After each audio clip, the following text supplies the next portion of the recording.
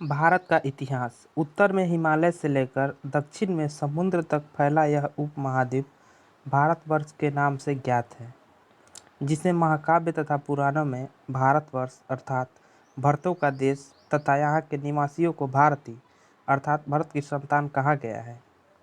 भरत एक प्राचीन कबीले का नाम था। प्राचीन भारतीय अपने देश को जम्बू द्वीप अर्थात जम्बू जामुन वृक्षों का द्वीप कहते थे। प्राचीन ईरानी इसे सिंधु नदी के नाम से जोड़ते थे, जिसे वे सिंधु न कहकर हिंदू कहते थे। यही नाम फिर पश्चिम में फैल गया और पूरे देश को इसी एक नदी के नाम से जाना जाने लगा। यूनानी इसे इंदे और अरब इसे हिंद कहते थे। मध्यकाल में इस देश को हिंदुस्तान कहा जाने लगा। यह शब्द भी फारसी शब्द हिंदू से बना है। यूनानी शब्द के इंदे के आधार पर अंग्रेज इसे इंडिया कहने लगे। विंध्य की पर्वत श्रृंखला देश को उत्तर और दक्षिण दो भागों में बांटती है। उत्तर में इंडो यूरोपीय परिवार की भाषाएं बोलने वालों की और दक्षिण में द्रविड़ परिवार की भाषाएं बोलने वालों का बहुमत है। नोट: भारत की जनसंख्या का निर्माण जिन प्रमुख नस्लों के लोगों के मिश्रण से हुआ है वे इस प्रकार हैं: प्रोटो ऑस्ट्रेलॉयड, पैलियो मेडिटेरेनियन, काकेसायड, निग्रोयड और मंगोलायड। भारतीय इतिहास को अध्ययन की सुविधा के लिए तीन भागों में बांटा गया है: प्राचीन भारत, मध्यकालीन भारत एवं आधुनिक भारत। नोट: सबसे पहले इतिहास को तीन भागों में बांटने का श्रेय जर्मन इतिहासकार क्रिस्टोफ सेलियरस 1638 से 1707 एडी को है। प्राचीन भारत। प्राचीन भारतीय इतिहास के स्रोत। प्राचीन भारतीय इतिहास के विषय में जानकारी मुख्यतः चार स्रोतों से प्राप्त होती है: धर्म ग्रंथ, ऐतिहासिक ग्रंथ, विदेशियों का विवरण व पुरातत्व संबंधी साक्ष्य। धर्म ग्रंथ एवं ऐतिहासिक ग्रंथ से मिलने वाली महत्वपूर्ण जानकारी। भारत का सर्वप्राचीन धर्म ग्रंथ वेद है, जिसके संकलनकर्ता महर्षि कृष्ण द्वैपायन वेद व्यास को माना जाता है। वेद वसुधैव कुटुंबकम का उपदेश देता है। भारतीय परंपरा वेदों को नित्य तथा अपौरुषेय मानती है। वेद चार है: ऋग्वेद, यजुर्वेद, सामवेद एवं अथर्ववेद। इन चार वेदों को संहिता कहा जाता है।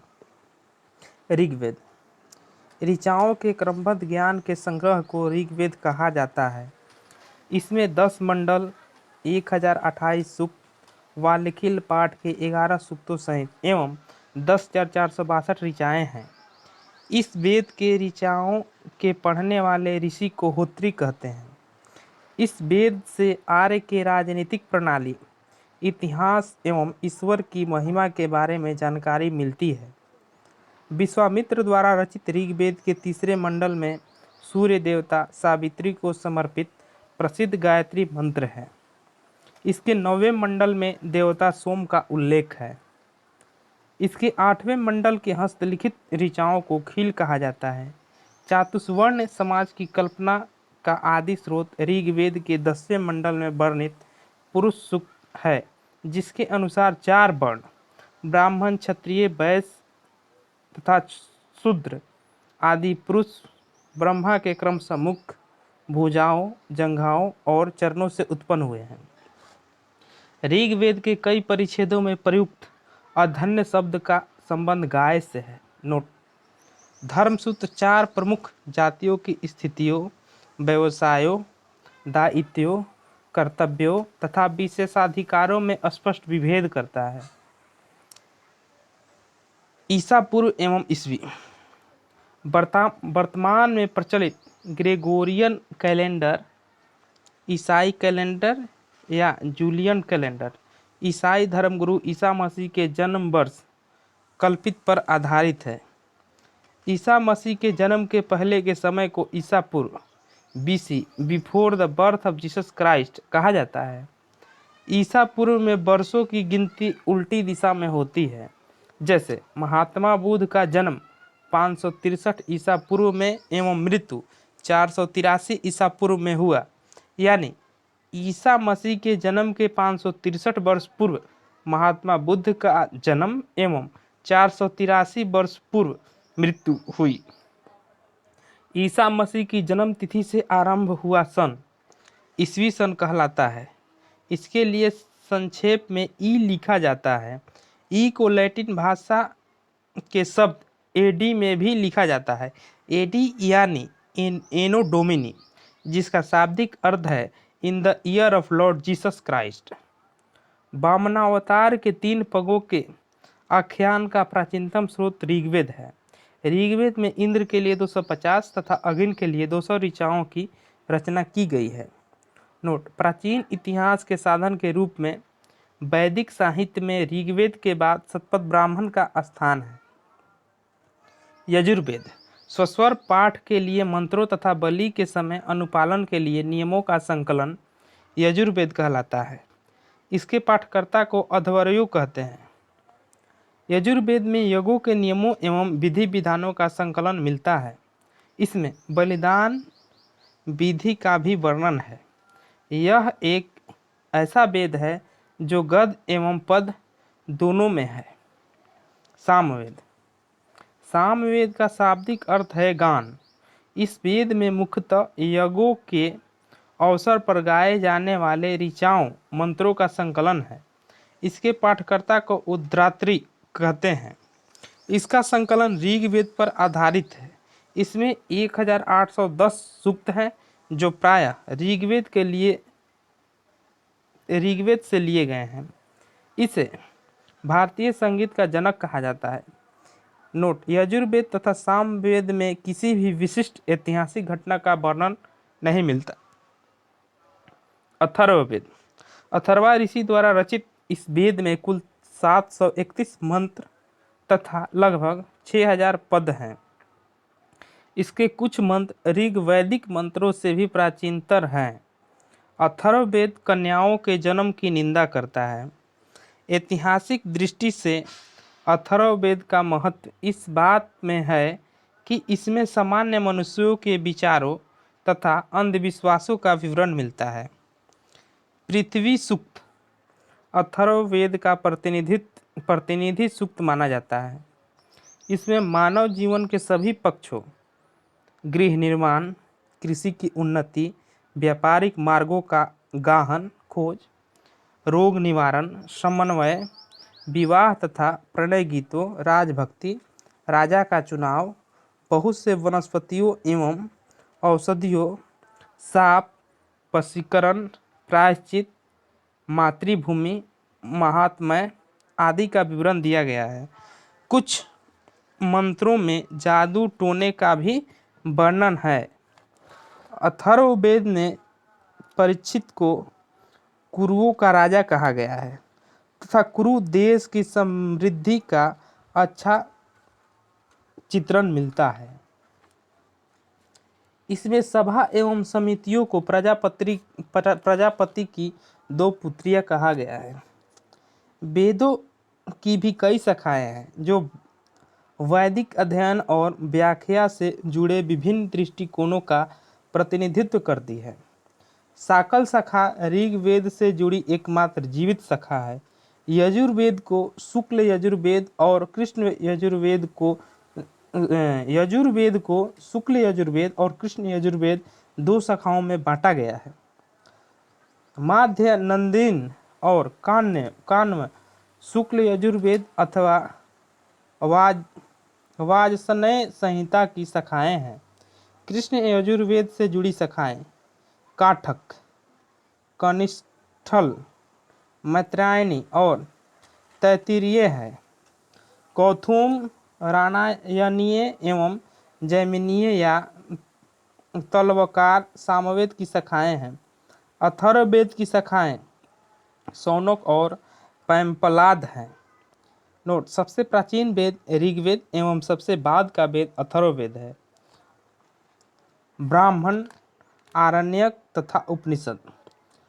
संहिता के पश्चात ब्राह्मणों, आरण्यकों तथा उपनिषदों का स्थान है। इनसे उत्तर वैदिक कालीन समाज एवं संस्कृति के विषय में जानकारी प्राप्त होती है। ब्राह्मण ग्रंथ वैदिक संहिताओं की व्याख्या करने के लिए गद्य में लिखे गए हैं। प्रत्येक संहिता के लिए अलग अलग ब्राह्मण ग्रंथ हैं, जिसे नीचे सारणी में दिया गया है। वेद ब्राह्मण ग्रंथ: ऋग्वेद ऐतरेय तथा कौशितकी, यजुर्वेद तैत्तिरीय तथा शतपथ, सामवेद पंचवीस, अथर्ववेद गोपथ। इन ब्राह्मण ग्रंथों से हमें परीक्षित के बाद और बिंबिसार के पूर्व की घटनाओं का ज्ञान प्राप्त होता है। ऐतरेय में राज्याभिषेक के नियम एवं कुछ प्राचीन राजाओं के नाम दिए गए हैं।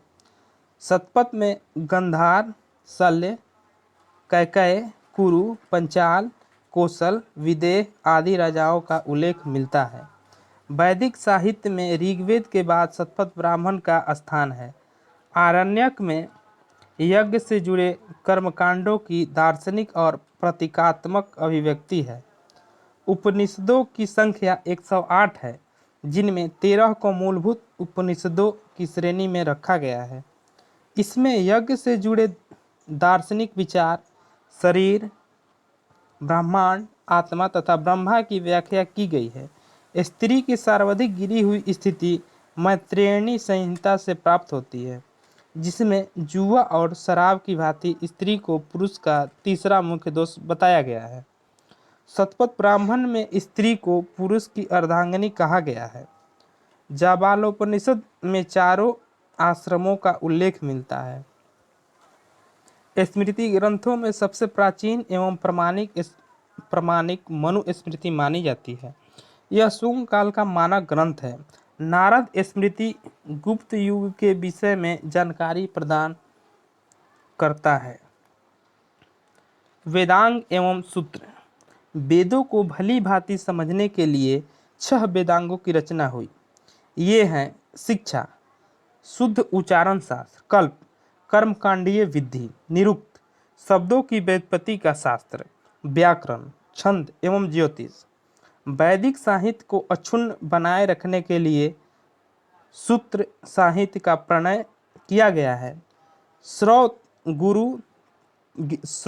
गृह तथा धर्म सूत्रों के अध्ययन से हमें यज्ञीय विधि विधानों, कर्मकांडों तथा राजनीति विधि एवं व्यवहार से संबंधित महत्वपूर्ण बातें ज्ञात करते हैं।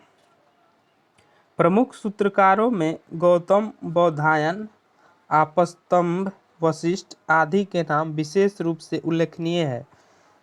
सूत्रों में गौतम धर्मसूत्र सबसे प्राचीन माना गया है।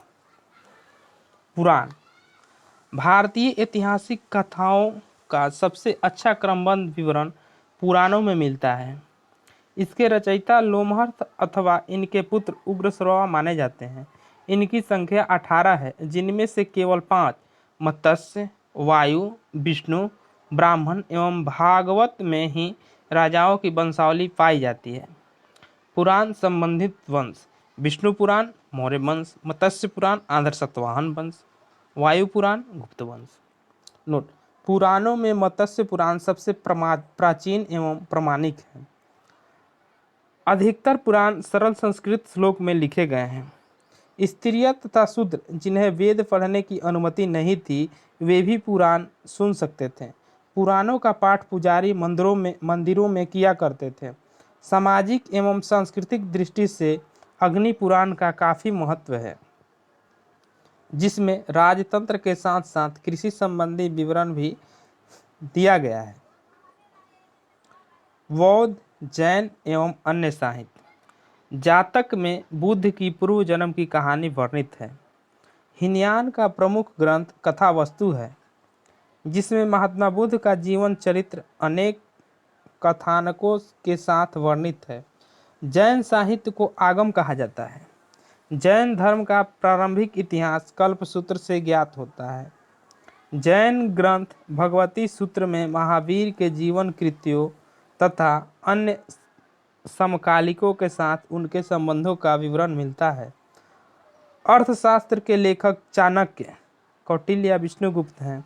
यह 15 अधिकरणों एवं 180 प्रकरणों में विभाजित है। इससे मौर्यकालीन इतिहास की जानकारी प्राप्त होती है।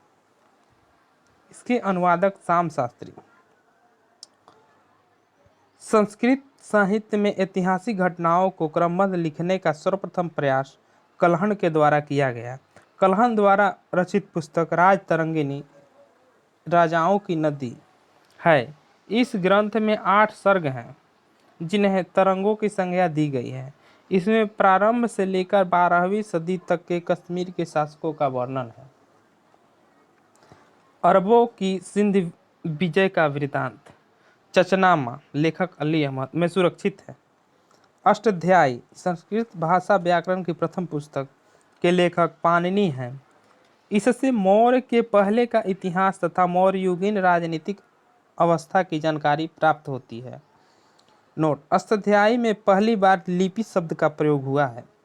कात्यायन की गार्गी संहिता एक ज्योतिष ग्रंथ है, फिर भी इसमें भारत पर होने वाले यवन आक्रमण का उल्लेख मिलता है। पतंजलि पुष्यमित्र शुंग के पुरोहित थे। इनके महाभाष्य से शुंगों के इतिहास का पता चलता है। विदेशी यात्रियों से मिलने वाली प्रमुख जानकारी। यूनानी रोमन लेखक टेसियस, यह ईरान का राजवैद्य था। भारत के संबंध में इसका विवरण आश्चर्यजनक कहानियों से परिपूर्ण होने के कारण अविश्वसनीय है। दूसरा, हेरोडोटस, इसे इतिहास का पिता कहा जाता है। इसने अपनी पुस्तक हिस्टोरिका में 5वीं शताब्दी ईसा पूर्व के भारत फारस ईरान के संबंध का वर्णन किया है, परंतु इसका विवरण भी अनुश्रुतियों एवं अफवाहों पर आधारित है।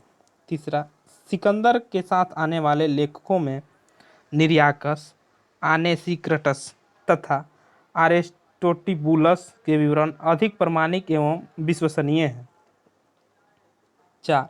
मेगास्थनीज, यह सेल्यूकस निकेटर का राजदूत था, जो चंद्रगुप्त मौर्य के राजदरबार में आया था। इसने अपनी पुस्तक इंडिका में मौर्ययुगीन समाज एवं संस्कृति के विषय में लिखा है। 5. डाइमेकस, यह सीरियन नरेश अंतियोकस का राजदूत था, जो बिंदुसार के राज दरबार में आया था। इसका विवरण भी मौर्य युग से संबंधित है। डायनोसियस, यह मिरिस नरेश टॉलमी फिलेडेल्फस का राजदूत था, जो अशोक के दरबार में आया था। 7वां टॉलमी, इसने 2री शताब्दी में भारत का भूगोल नामक पुस्तक लिखी।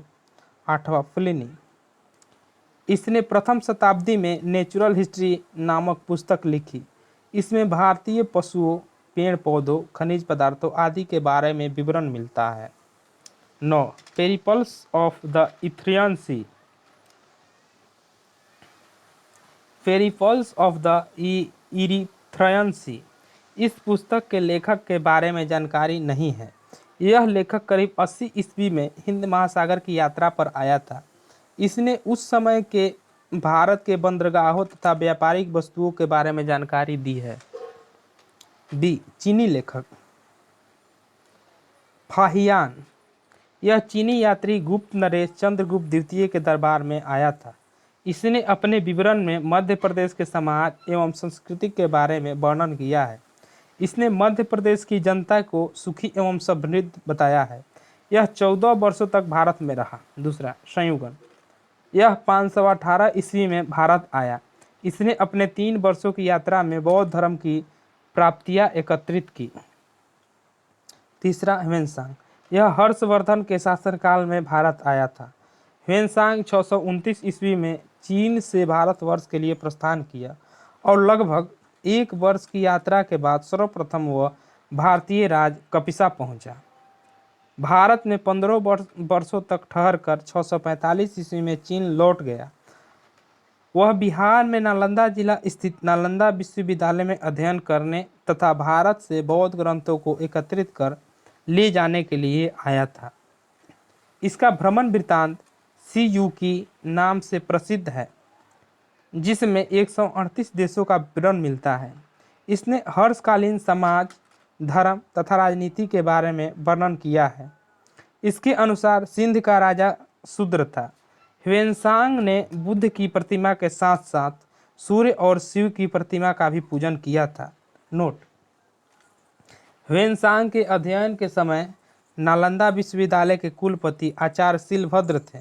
यह विश्वविद्यालय बौद्ध दर्शन के लिए प्रसिद्ध था। 4. इत्सिंग, यह 7वीं शताब्दी के अंत में भारत आया। इसने अपने विवरण में नालंदा विश्वविद्यालय, विक्रमशिला विश्वविद्यालय तथा अपने समय के भारत का वर्णन किया है।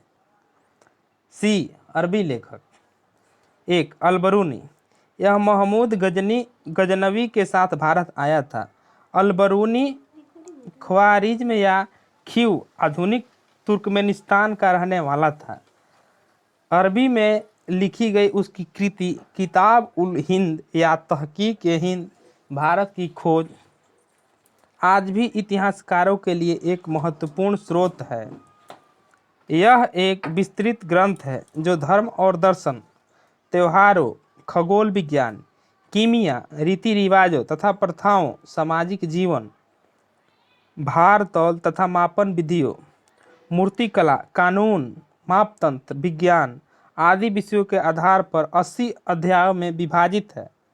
इसमें राजपूत कालीन समाज, धर्म, रीति रिवाज, राजनीति आदि पर सुंदर प्रकाश डाला गया है।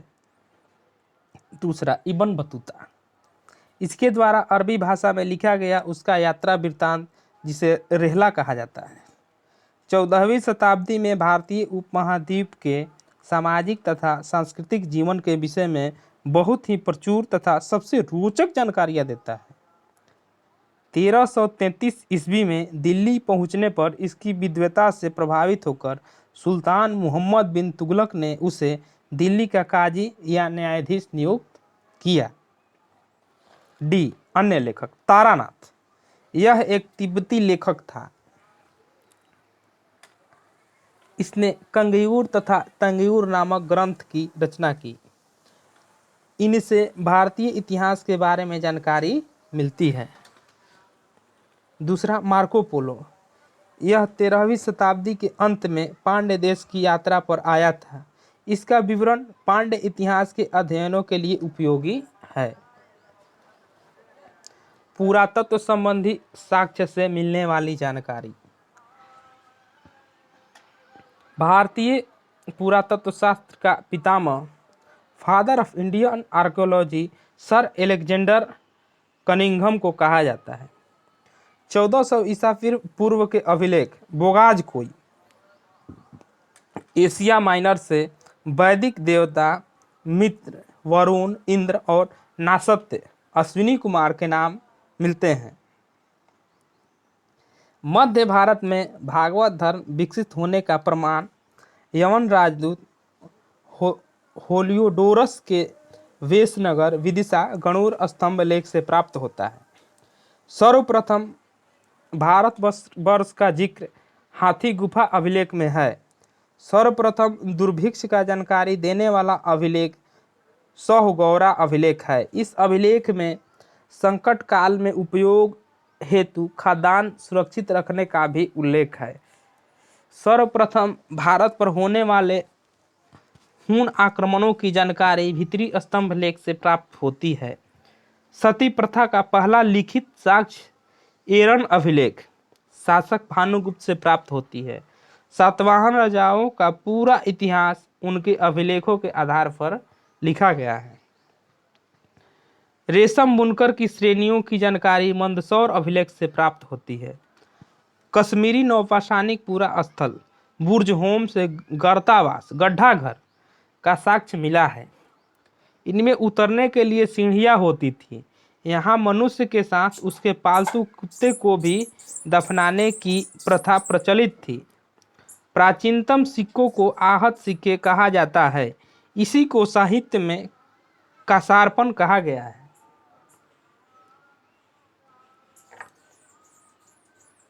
सर्वप्रथम सिक्कों पर लेख लिखने का कार्य यवन शासकों ने किया। समुद्रगुप्त की वीणा बजाती हुई मुद्रा वाले सिक्कों से उसके संगीत प्रेमी होने का प्रमाण मिलता है। अरिकमेडु पुदुचेरी के निकट से रोमन सिक्के प्राप्त हुए हैं। नोट, सबसे पहले भारत के संबंध बर्मा स्वर्ण भूमि, वर्तमान में म्यांमार, मलाया स्वर्ण द्वीप, कंबोडिया कंबोज और जावा यव द्वीप से स्थापित हुए। महत्वपूर्ण अभिलेख अभिलेख एवं शासक। हाथी गुफा अभिलेख तिथि रहित अभिलेख है जो कलिंग राजा खारवेल से संबंधित है। जूनागढ़ गिरनार अभिलेख रुद्रदामन से संबंधित है। नासिक अभिलेख गौतमी बलश्री से संबंधित है। प्रयाग स्तंभलेख समुद्रगुप्त से संबंधित है। एहोल अभिलेख पुलकेशिन द्वितीय से संबंधित है। मंदसौर अभिलेख मालवा नरेश यशोवर्मन से संबंधित है। ग्वालियर अभिलेख प्रतिहार नरेश भोज से संबंधित है। भितरी एवं जूनागढ़ अभिलेख स्कंदगुप्त से संबंधित है। देवपाड़ा अभिलेख बंगाल शासक विजय सेन से संबंधित है। नोट, अभिलेखों का अध्ययन इपिग्राफी कहलाता है। उत्तर भारत के मंदिरों की कला की शैली नगर शैली एवं दक्षिण भारत में मंदिरों की कला की शैली द्रविड़ शैली कहलाती है। दक्षिणापथ के मंदिरों के निर्माण में नागर और द्रविड़ दोनों शैलियों का प्रभाव पड़ा, अतः यह वेसर शैली कहलाती है। पंचायत पंचायतन शब्द मंदिर रचना शैली से संबंधित है। एक हिंदू मंदिर तब पंचायतन शैली का कहलाता है जब मुख्य मंदिर 4 सहायक मंदिरों से घिरा होता है। पंचायतन मंदिर के उदाहरण है कंदरिया महादेव मंदिर खजुराहो, ब्रह्मेश्वर मंदिर भुवनेश्वर, लक्ष्मण मंदिर खजुराहो, लिंगराज मंदिर भुवनेश्वर, दशावतार मंदिर देवगढ़ उत्तर प्रदेश, गोंडेश्वर मंदिर महाराष्ट्र।